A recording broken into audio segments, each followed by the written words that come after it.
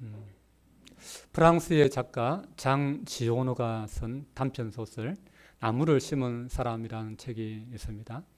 그 나무를 심은 사람이라는 책에 보면 한 여행가가 프랑스의 그 여러 곳을 여행하다가 그한 황무지의 그 산을 지나가게 되는데, 그 황무지 산을 지나가다가 한 양치는 목자를 한 명 만나게 됩니다.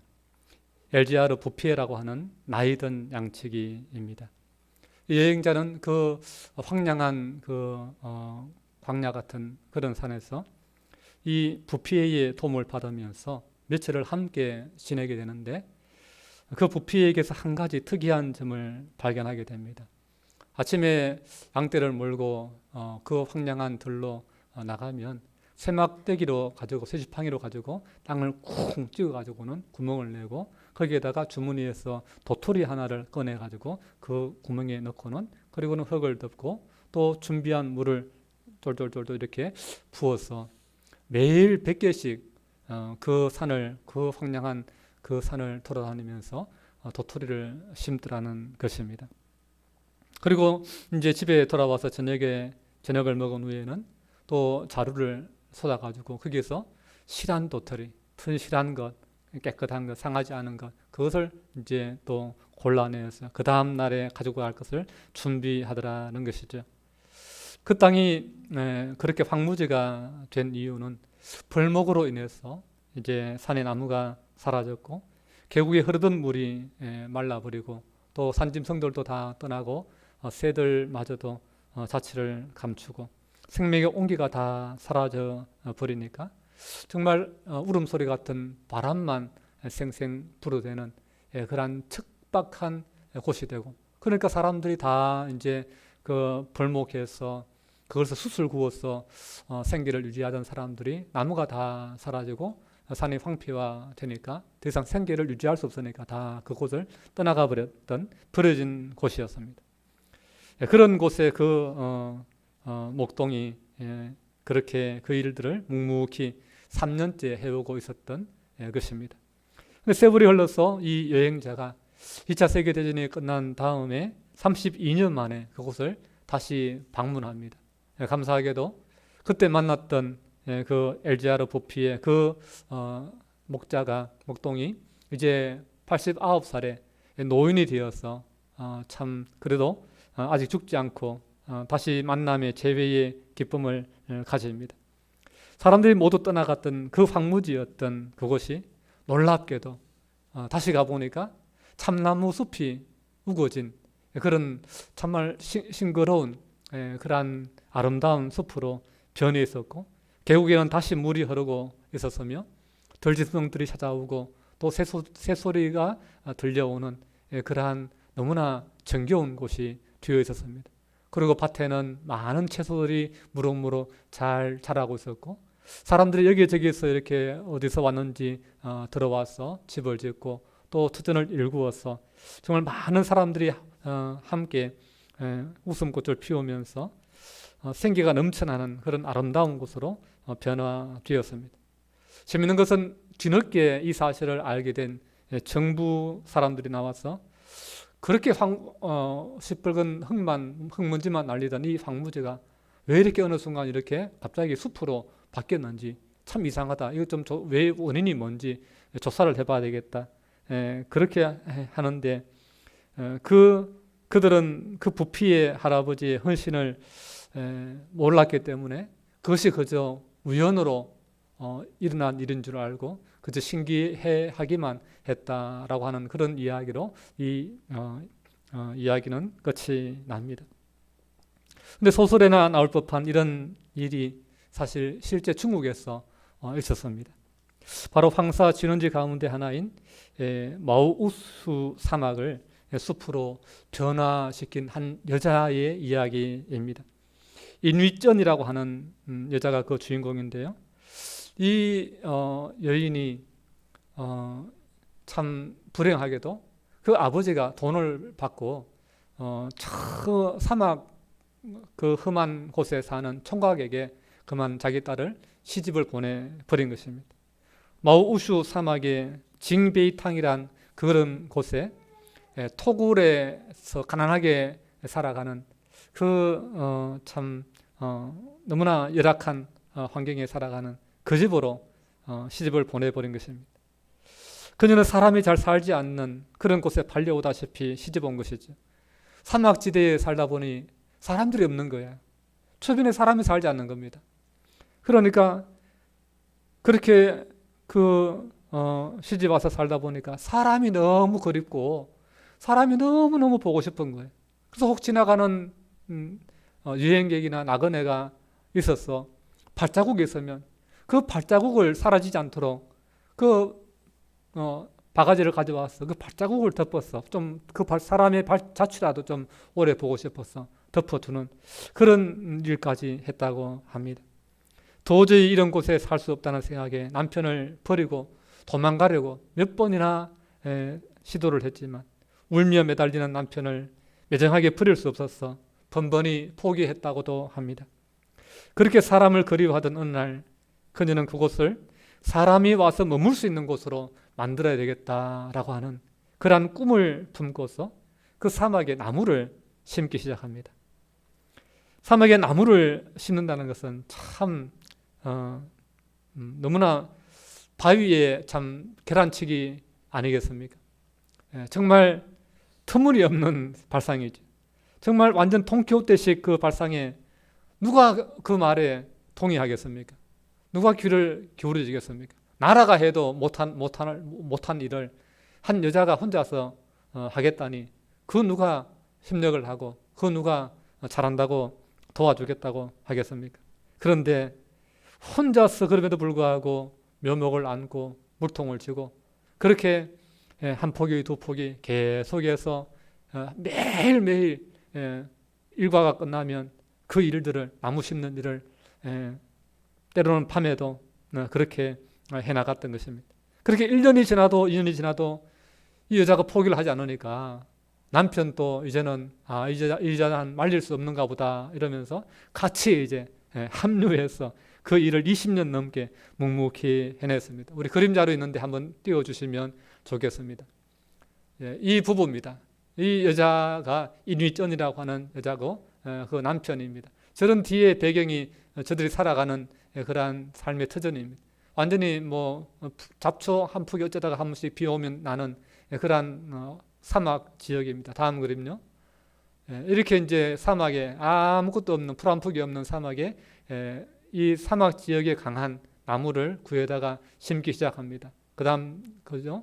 이렇게 한 포기 한 포기 심어 나고 매일매일 물을 길어서 물 주고 이렇게 하는 거예요. 그렇게 20년을 넘게 한 겁니다. 다음 자료요. 그렇게 해서 이 지역이 엄청나게 많은 지역을 이렇게 나무가 자라고 풀이 자라고 농사를 할 수 있는 그런 땅으로 개간하고 도로가 나는 그러한 기적이 일어났다고 합니다. 여러분 그동안 20년 넘게 이 이뉘쩐 부부가 사막을 숲으로 바꾼 면적이 무려 여의도 면적보다 1.5배 더 큰 14,000평이 아니고 1,400만 평이라고 합니다. 놀라지도 않으시네요. 감이 안 잡히죠? 그 정부도 이걸 꿈도 할 엄두를 못 내고 있는데 이 여자 한 명이 신념을 가지고 자기 인생을 자기 영혼을 그렇게 헌신하니 이 놀라운 기적이 일어나게 된 것입니다. 그녀가 시집 갔을 때에도 그곳은 사막이었고 그녀가 시집 오기 전 훨씬 오래 전에도 그곳은 여전히 변함없는 사막이었습니다. 그리고 그 누구도 그곳이 이런 곳으로 바뀔 것이라고는 아무도 생각하지 않았습니다. 하지만 그녀가 포기하지 않고 사막에 나무를 심자 사막은 이러한 사람이 살 수 있는 농사를 지을 수 있는 그러한 귀한 옥토로 변하게 된 것입니다. 여러분 나무를 심은 사람의 이야기나 이뉘쩐의 이야기나 과거의 사정이나 내용을 모르는 사람이 보면 이곳이 원래 이렇게 나무가 자랄 수 있는 곳이구나 원래 이렇게 풀이 자랄 수 있는 곳이구나. 원래 이렇게 사람이 살 수 있는 곳이구나. 그렇게 아마 생각할 것입니다. 그러나 여러분, 우연은 없습니다. 누군가의 그 씨를 뿌리고 누군가가 헌신하고 피땀을 흘려서 이런 결과가, 아름다운 결과가 이루어지는 것입니다. 세상의 위대한 일이 다 마찬가지입니다. 이 땅을 공산주의의 그 적화 통일로부터 막아낸 것도 누군가의 그 생명의 그 피와 땀을 흘린 결과인 것입니다. 늘 외세에 침략당하고 가난과 굶주림을 벗어나지 못하던 나라가 강대국으로 우뚝 일어서서 이제는 가난한 나라를 돕는 그러한 나라가 된 것도 자신만의 그 권력과 부귀 영화만을 추구했다면, 이기적인 욕심으로만 그렇게 이 나라에서 살았더라면 그런 일은 일어나지 않을 것입니다. 가족을 생각하고 자식을 생각하고 나라와 민족을 사랑하고 헌신했던 그 수많은 무명의 헌신자들이 이 땅에 있었기 때문에 누군가가 이 땅을 위해서 기도하고 눈물로 씨를 뿌렸기 때문에 이와 같은 오늘 대한민국이, 자랑스러운 대한민국이 있게 된 줄로 믿습니다. 사랑하는 여러분, 영적인 세계도 마찬가지입니다. 과거 오래전 이 세상은 인간의 타락과 교만으로, 그리고 공중권세 잡은 어둠의 세상 주관자들, 사단과 마귀가 망가뜨려 놓은 세상이었습니다. 그래서 이 세상은 미움과 시기와 거짓과 폭력과 음행과 분쟁과 무지할 뿐만 아니라 야만적이기까지 한 죄들로 가득한 세상이 되었습니다. 여러분, 성경에 보면은 인간의 그 타락상, 인간의 그 죄악상, 마귀 사탄에게 잡혀 있을 때에 그 인간이 얼마나 미련하게 되고 정말 인간이 얼마나 참 무지하고 어리석게 되는지 한 가지 단적인 예로 그 암몬 족속들이 섬기고 가나안 족속들이 섬기던 몰렉이라고 하는 신이 있습니다. 그 신에게 제사를 드리는데 자기 자식을 잡아다가 불에 던져가지고 그 신에게 바치는 그런 무지한 일을, 그런 잔인한 일까지도 과거에 했다라고 그렇게 말씀해 주고 있는 것입니다. 이것은 비단 그곳에서만 일어난 일은 아닙니다. 중국의 역사 속에서도요, 어느 한 지역에 들어가 보면 옛날에 사람이 인육을 먹었다, 사람이 사람을 잡아서 사람 고기를 먹고 그 고기를 또 팔기도 했다, 그런 이야기가 전해져 오고 있습니다. 또 이렇게 노한 그 강물을 잠잠하게 하기 위해서 또 사람을 제물로 바쳤다라고 하는 그런 이야기도 있습니다. 심지어 우리나라에도 심청전에 보면은 그 바다의 그 진노를 가라앉히기 위해서 그 처녀를 바다에 그 제물로 바치는 그런 이야기가 있지 않습니까? 여러분, 이 세상이 죄악으로 어두워져 있는 이 세상을 참 얼마나 사단 마귀가 엉망으로 만들어 놓은지 모릅니다. 그런 이 죄악으로 어두워진 세상을 다시 밝은 빛으로 바꾸고 미움과 불의를 사랑과 정의로 바꾸어내고 슬픔과 원망을 기쁨과 감사의 그 마음으로 회복시키고 그 절망과 분쟁, 전쟁을 소망과 평화가 가득한 세상으로 그렇게 만드는 데에는 그 누군가의 엄청난 능력과 사랑의 힘을 가진 분의 수고와 헌신, 그 위대한 믿음과 희생이 있어야 세상은 바뀌는 것입니다. 그 일을 할 수 있는 유일한 분, 그리고 그 일을 기필코 해내신 분이 누굽니까? 바로 우리 구주 예수 그리스도이신 줄로 믿습니다. 예수 그리스도로 말미암아 그 어둠의 악한 세상의 주관자들, 사단과 마귀의 그 거짓과 그 모든 그 악한 일들을 다 무너뜨리고 죄의 권세를 무너뜨리고 사망의 권세를 무너뜨리고 이 세상에 참된 자유와 해방과 하나님의 은혜와 사랑을 회복시켜 주신 분, 우리로 하여금 하늘의 평화를 누리게 해 주신 분, 우리로 하여금 참된 기쁨과 소망을 얻게 해주신 분, 우리 구주 예수님의 그 십자가의 은혜인 줄로 믿습니다. 주님이 우리를 위해서 자신을 그 십자가에 내어주지 아니하였다면 우리는 여전히 우상을 섬기고 있을 것입니다. 여전히 미신을 섬기며 신주단지를 모시고 살아가고 있을 것입니다. 주님이 위대한 헌신의 그 섬김으로 우리를 세상을 섬겨주셨기에 오늘 이 세상이 이렇게 밝은 것입니다. 우리는 지난주에 바울이 에베소에서 말씀을 강론할 때에 그 마음이 굳어서 순종하지 않고 그 비방하는 자들을 거기에 머물지 않고 따로 떠나서 지자들을 두라노 서원에 모아다가 거기에서 2년 동안 하나님의 말씀을 가르쳤다. 그렇게 말씀을 보았습니다. 그러는 동안에 하나님께서 바울을 통해서 희한한 능력을 행하게 하시고 성령의 많은 권능들이 나타나고 병이 낫고 귀신이 떠나는 그러한 역사들을 보면서 많은 사람들이 하나님께로 돌아오고 구원받는 예수 믿는 그러한 에베소의 부흥이 강력하게 일어났다라는 사실을 우리가 목격을 했습니다. 그야말로 에베소의 말씀의 능력, 성령의 능력이 기름 부어져서 놀라운 부흥이 일어났고 우상을 섬기던 많은 사람들이 하나님께로 돌아왔습니다. 우리 18절에서 19절 말씀 앞에 보시고 함께 읽습니다. 시작.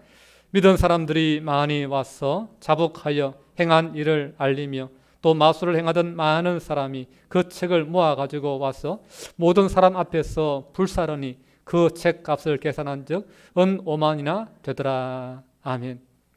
우상과 거짓신을 버리고 참 구주 예수 그리스도를 믿게 된 사람이 많이 와서 자복하고 자기들의 행한 일을 알렸다라고 말씀하고 있습니다. 과거에 자신이 마귀를 섬길 때에 당했던 그 고통과 어려움, 내가 어떻게 그들을 그 마귀에 사로잡혀서 마귀의 종로로 되는지 그러한 자신의 과거의 그러한 행적들을 다 회개하면서 실토하는 그러한 일들을 말씀해 주고 있는 것입니다. 그리고 마술을 행하던 많은 사람들이 부적책과 같은 그 마술책을 모아서 모든 사람들 앞에서 불살랐습니다. 그 책값이 은 5만이나 되었다. 그렇게 말씀해 주고 있습니다. 참으로 이 에베소에 놀라운 영적인 부흥이 일어나게 된 것입니다. 이것은 우상의 도시 에베소에서 정말 상상하기 힘든 그러한 놀라운 영적인 변화인 것입니다. 그러나 그와 동시에 오늘 본문에 보면 에베소 교회의 그 부흥을 시기하고 그래서 교회를 대적하여서 폭동이 일어나는, 그래서 교회를 위협하는 그런 사단의 방해와 도전도 있었다라고 말씀하고 있습니다. 우리 23절 말씀 같이 읽습니다. 그때쯤 되어 이 도로 말미암아 적지 않은 소동이 있었으니 아멘. 그때쯤이라고 하는 이때가 언제인가? 바로 에베소의 성령의 그 부흥이, 말씀의 부흥이 일어난 바로 그때인 것이죠. 그때에 적지 않은 소동이 일어났다 그랬습니다. 적지 않은 소동. 그러니까 여러 소동이 한 번만이 아니라 여러 차례 여러 크고 작은 소동들이 있었다라고 하는 사실을 알 수 있습니다. 에베소에 믿는 자가 많아지고 교회가 영적으로 부흥하니까 사단 마귀가 사람들을 충동하고 강하게 반발하는 것입니다. 그래서 그 적지 않은 소동 가운데 한 소동을 오늘 말씀에서 우리에게 소개해 주고 있죠. 우리 24절 말씀 같이 읽습니다. 즉 데메드리오라 하는 어떤 은장색이 은으로 아데미의 신상 모형을 만들어 직공들에게 적지 않은 불의를 하게 하더니 아멘. 여기 데메드리오라고 하는 은으로 아데미 우상 모형을 만들어서 파는 사람이 주동이 되어서 이러한 그 소란을 일으키고 폭동을 일으키는 것을 보게 됩니다. 이 사람이 여러 직원들에게 월급을 주면서 우상의 그 모형을 만들어서 파는 우상 판매업자, 우상 제조업자였던 것입니다. 그래서 사람들이 은으로 만든 그 아데미 우상의 그 모형을 돈 주고 사서는 어떻게 하겠어요? 그걸 자기 집에다가 좀 이렇게 신당을 차려서 거기다가 모셔놓는 것이죠. 그리고는 이제 그 앞에 이제 기도하고 그 앞에 절하고 그 우상을 섬기는 것입니다. 여러분 이게 참 우리가 잘 알아야 돼요. 그 뭘로 만들었다고 했습니까? 은으로. 그러니까 좀 뭔가 이렇게 가치 있는 재료로 만들었지요. 비싸게 받을 수 있는 거예요. 가치를 부여하는 거예요. 그것이 은전이나 그것이 은막대기, 은비녀 이런 것일 때는 그것이 아무것도 아니에요. 그냥 물건이고 그냥 돈일 뿐입니다. 근데 그걸 녹여가지고 깎고 다듬어서 어떤 형상을, 짐승의 형상이나 사람의 형상을 만들어 놓으면 그게 우상이 되는 거예요. 그게 우상이 되는 거예요. 어느 날부터 그게 신이 되는 거예요. 신이. 그 앞에 기도하고 그 앞에 빌고 그 앞에 제물 바치고 그 앞에 절하는 어느 날 갑자기 그게 신이 되어버리는 거예요. 그걸 녹여가지고 비녀 만들어버리고 동전 만들어버리면 그건 또 아무것도 아닌데 그걸 다시 또 쭈물딱 해가지고 깎고 다듬어서 그런 사람이 형상 만들어 놓으면 그것도 그 앞에서 절하고 제물 바치고 기도하는 신이 되어버리는 거예요. 여러분 이게 우상입니다. 이게 우상입니다. 우상은 누가 만들어요? 신이 만들어요? 아니죠. 우상은 사람이 만드는 거예요. 사람이 만드는 거예요. 다시 말하면 신을 누가 만든다고요? 우상은 신이잖아요. 안 믿는 사람이 섬기는 신이잖아요. 근데 그걸 누가 만들어요? 사람이 만들어요. 사람이 만들어요. 우상이 위대합니까? 그 우상을 만드는 사람이 위대합니까? 사람이 더 위대하지요. 사람이 더 능력이 많지요.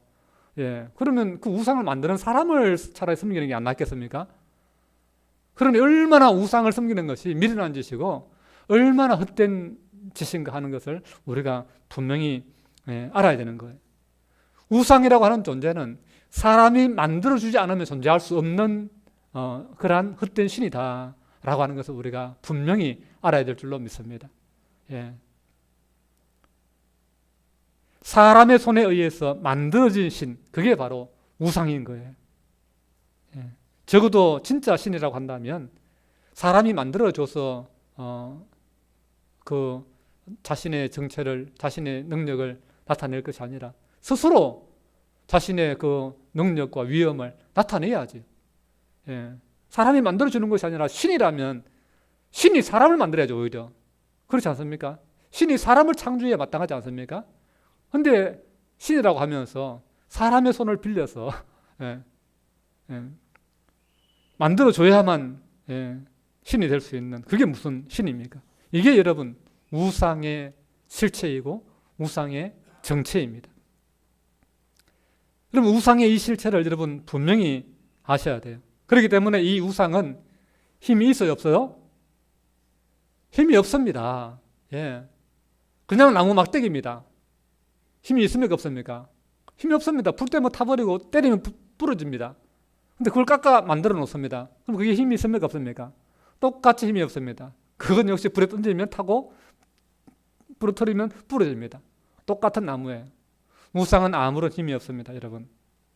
그게 짐승의 모양이든 사람의 모양이든 어떤 재료로 만들었든 그것은 그냥 돌덩어리고 쇳덩어리고 나무 토막에 불과한 거예요. 그 신이 아니에요. 아무런 능력이 없습니다. 그게 우상의 실체입니다. 그러나 그럼에도 불구하고 사람들이 그걸 신으로 섬기잖아요, 그죠? 거기서 또 신으로 섬기면서 그 우상 앞에서 영적인 체험을 하잖아요. 이게 무서운 거예요. 이게 우리가 경계해야 될 부분인 거예요. 왜 그런가? 그거 아무것도 아닌데 그냥 돌일 뿐이고 사람이 깎아놓고 사람이 만든 그냥 나무 토막이고 그냥 쇳덩어리일 뿐이고 돌조각일 뿐인데 그런데 그걸 신이라 생각하고 그것이 복을 준다 생각하고 그것이 자기 인생을 도와준다고 자기를 보호해 준다고 생각하면서 그 앞에 절하고 기도하고 제물 바치잖아요. 그걸 누가 보는지 알아요? 귀신이 보고 있어요. 귀신들이 보고 있다고요. 그거를. 귀신도 인격적인 존재예요. 좀 약간 삐뚤어진 인격이긴 하지만 귀신이 섬김 받는 걸 좋아해요. 대접받는 걸 좋아해요. 그걸 보고 있다가 저 우상에다가 저거 아무것도 없는 우상에다가 저 절하고 섬기고 점을 바치네? 그러면서 내가 좀 대접을 받아야겠다. 그래가지고 우상 옆에 딱 붙는 거예요. 예. 그래서 우상을 섬기다 보면 귀신을 경험하게 되는 거예요. 예. 그 나무 토막이 무슨 능력이 있는 것이 아니라, 돌덩어리가 능력이 있는 것이 아니라, 쇳덩어리가 능력이 있는 것이 아니라, 그 돌덩어리, 쇳덩어리, 나무 토막 앞에 앉아가지고 제물 받아 먹고 그 절을 받고 자기 예배를 받는 그러한 신노를 하고 싶어하는 그 사람을 자기의 부하로 부리고 싶어하는 귀신이 있기 때문에 우상이 위험한 거예요. 그래서 하나님은 우상을 만들지 말고 섬기지 말라 그렇게 말씀하는 것입니다. 그러나 그럼에도 불구하고 그것은 여전히 나무 토막일 뿐이고 쇳덩어리일 뿐이고 돌덩어리일 뿐입니다. 그냥 귀신이 그것을 그냥 이용하는 것뿐이다 라고 하는 것입니다. 오늘 35절 말씀 뒷부분에 보면 이 에베소라는 곳이 우상의 신전 기지라고 할 만큼 우상을 섬기는데 열심히 있는 사람들이 많았던 곳입니다. 우상을 만들어 파는 그 업자는 에베소 사람들이 우상을 열심히 섬기면 섬길수록 더 많은 우상이 팔리고 더 많은 돈을 버는 겁니다. 그런데 바울이 와서 사람이 손으로 만든 것은 신이 아니고 자연과 사람과 만물을 말씀으로 창조하신 하나님이 진짜 참신이다. 하나님을 믿어야 된다. 그리고 우리 죄를 위해 십자가에 달려 우리를 구속하신 하나님 아들 예수 그리스도를 믿으라 라고 전파하니까 사람들이 그 만들어 놓은 사람의 손에 의해서 만들어 놓은 그 우상의 허구를 딱 드러내 주니까 그들이 우리가 잘못 믿고 있었구나. 우리가 참 그동안 깨닫지 못하고 있었구나. 그러면서 하나님을 믿기 시작하고 예수님을 믿기 시작하는 겁니다. 그러면서 자기가 섬기던 그 우상들을 다 버리고 그리고 마술책 다 가져다가 다 불태우고 그렇게 하나님께로 돌아오는 그러한 말씀의 부흥, 성령의 놀라운 부흥의 역사가 일어나게 된 것입니다. 믿는 사람이 많아지고 교회가 부흥되면 부흥될수록 뭐가 어려워집니까? 우상 장사가 잘 안 되는 것입니다. 우상 그 업이 점점 위협을 느끼게 되는 것입니다. 그래서 우상 만드는 업을 하는 사람들을 다 모아다가 예수쟁이들 때문에 에베소 교회 때문에 장사도 안 되고 우리가 섬기는 큰 여신 아데미의 위엄이 떨어질 수밖에 없다. 그렇게 선동하면서 막 폭동을 일으키고 그래서 실력 행사에 들어가는 것입니다. 우리 26절에서 28절 말씀까지 우리 함께 같이 읽겠습니다. 26절에서 28절 말씀입니다. 시작. 이 바울이 에베소뿐 아니라 그의 전 아시아를 통하여 수많은 사람을 권유하여 말하되 사람의 손으로 만든 것들은 신이 아니라 하니 이는 그대들도 보고 들은 것이라. 우리의 이 영업이 천하여질 위협이 있을 뿐 아니라 큰 여신 아데미의 신전도 무시당하게 되고 온 아시아와 천하가 위하는 그의 위엄도 떨어질까 하노라 하더라. 그들이 이 말을 듣고 분노가 가득하여 외쳐 이르되 크다 에베소 사람의 아데미여 하니. 아멘. 여러분, 이 에베소가요 참 우상의 도시입니다. 이 아데미라고 하는 이 여자 그 우상인데요. 그 모습을 보면요, 상반신, 벌거벗은 상반신을 하고 서 있는 이 우상인데 풍요의 그 모든 것을 뭐 부자 되게 하고 잘 되게 하는 풍요의 신이에요. 축복의 신이에요. 그래서 자녀를 많이 낳게 하고 그렇게 참 이렇게 집안을 번성하게 해주는 그런 신이다 이렇게 알려져 있어요. 그러려면 자식을 많이 기르고 양육하려면 그 상징적으로 가슴, 유방을 아주 크게 해서 보통 여자는 2개가 있잖아요. 근데 이 아데미라고 하는 이 우상은요, 유방이 1, 2, 3, 4, 5, 6, 7, 8 이렇게 많은 유방을 만들어 놨어요. 그렇게 거대한 우상을 여자의 상반신 벗겨서 그렇게 유방을 많이 했어. 이렇게 이 우상을 섬기면 이 많은 유방으로 자식을 많이 키울 수 있는 것처럼 너희들 집안이 잘 된다, 너희들 자손이 번성한다, 그렇게 사람들을 미혹하고 그걸 볼 때마다 저거 섬기면 우리 집안 잘 될 거야, 우리 자손 잘 될 거야, 그러면서 재물을 갖다 바치고 그렇게 그 앞에서 열심으로 섬겼던 것입니다. 그런 우상인 거예요. 그래서 그 당시에 이 아시아와 유럽에서 가장 큰 이 여신의 신전이, 여신 우상의 신전이 가장 큰 데가 바로 이 에베소에 있었습니다. 가장 큰 신전이. 그러니까 그들이 그 신전을 통해서, 그 아데미 우상을 통해서 얼마나 많은 돈을 벌었겠어요. 전 세계에서 그 신을 보겠다고, 그 신전을 보겠다고 사람들이 그곳으로 찾아오는 겁니다.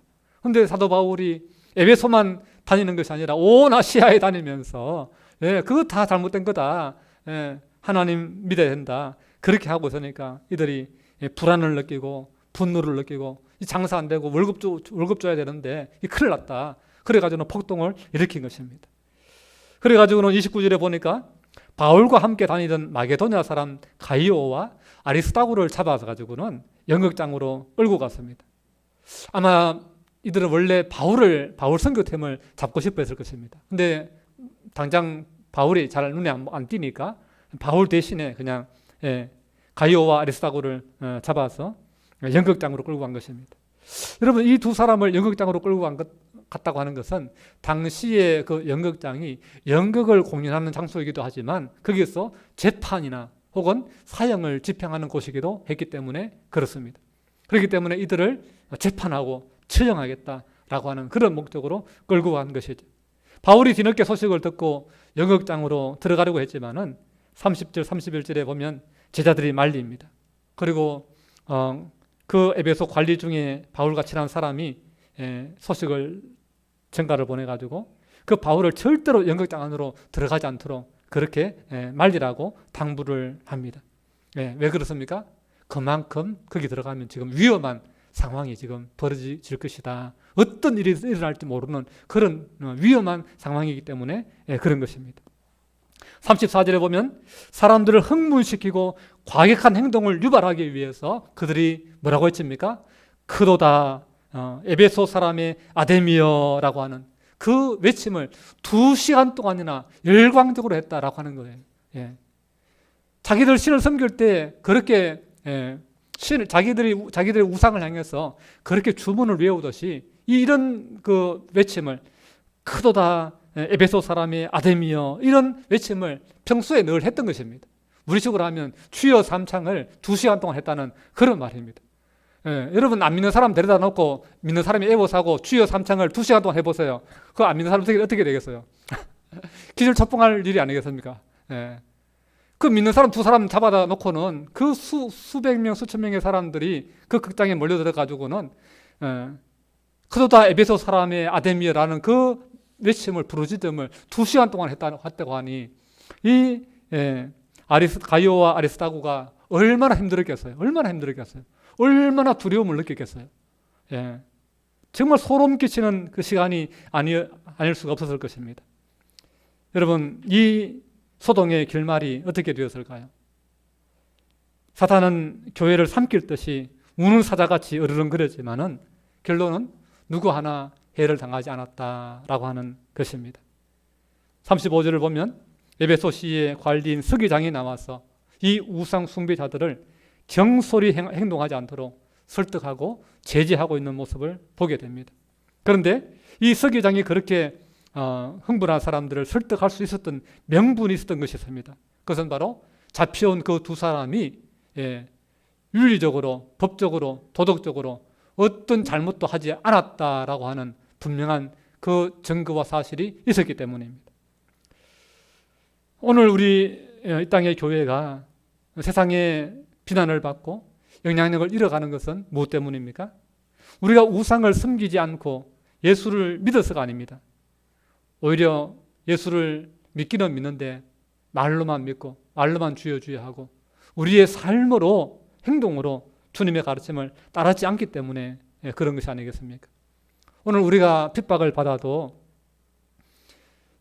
우리가 범죄해서 우리가 잘못해서 그런 것이라고 한다면 얼마나 부끄러운 일입니까? 정말 우리가 핍박을 받아도 예수 믿는 것 때문에 받는 것이라면 여러분 그것은 두려워할 일이 아닌 줄 믿습니다. 그것은 슬퍼할 일, 부끄러운 것도 아닌 것입니다. 오히려 주를 위해 복음을 위해 받는 고난은 주님의 남은 고난에 동참하는 복된 일입니다. 영광입니다. 그래서 박해가 있고 고난이 있을 때에 우리는 사람을 미워해서는 안 되는 것입니다. 사람을 대적해서는 안 되는 것입니다. 그 배후의 역사는 사단 마귀를 우리가 미워하고 대적해야 될 줄로 믿습니다. 에베소 교회는 이렇게 박해 가운데 말씀과 성령으로 부흥되었고 그 에베소 교회가 그 에베소 지역에 복음의 전진 기지가 되었고 그 아시아 지역에 중요한 선교 센터가 되었습니다. 만약 바울이 이렇게 복음을 전하지 않았다면 에베소는 아직도 여전히 그 유방을 8개나 9개나 가지고 있는 그 아데미 여신을 섬기고 있었을 것입니다. 우리 민족도 하나님께서 조선을 가슴에 품고 조선의 복음화를 위해서 자신의 생명을 아끼지 않고 헌신했던 그 선교사님들의 그 수고와 헌신이 아니었다 한다면 하나님께 복을 받는 지금의 대한민국은 아마 요원했을 것입니다. 맨 처음 황무지에 나무를 심은 이가 어떤 마음이었는지 어떤 미래를 그렸는지 우리는 짐작조차 할 수가 없습니다. 하지만 그 작은 행위들이 황무지를 비옥한 옥토로 바꾸고 척박한 땅을 울창한 숲으로 변화시켰으니 그것이야말로 놀라운 기적이 아닙니까?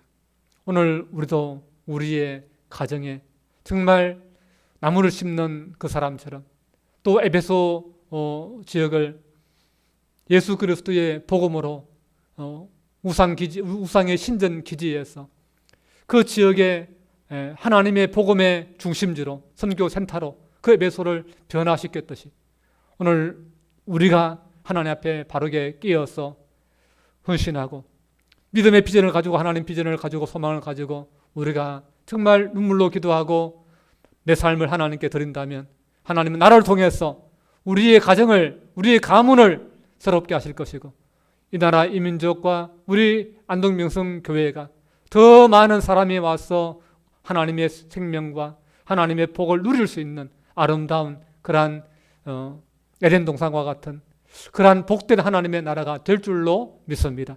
여러분의 가정이 또 우리 교회가 이 나라 이 민족이 그와 같은 하나님이 축복하시고 하나님이 역사하시고 영광 받으시는 그러한